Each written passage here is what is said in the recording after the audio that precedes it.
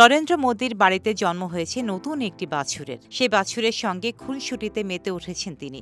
শনিবার নিজের এক্স অ্যাকাউন্টে বাছুরটির সঙ্গে নিজের একটি ভিডিও ও কয়েকটি ছবি প্রকাশ করেছেন নরেন্দ্র মোদী।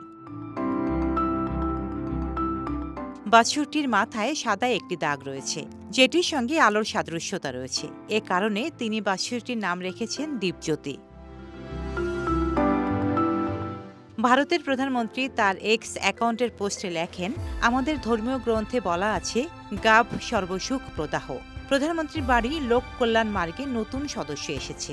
প্রধানমন্ত্রীর বাড়িতে গরু মাতা নতুন একটি বাছুরের জন্ম দিয়েছে, যেটির কপালে একটি সাদা দাগ রয়েছে।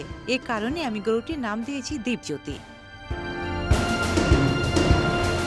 এক্সে মোদির প্রকাশিত ভিডিওতে দেখা যাচ্ছে, গলায় মালা পরানো বাছুরটিকে নিয়ে মন্দিরে যাচ্ছেন মোদি।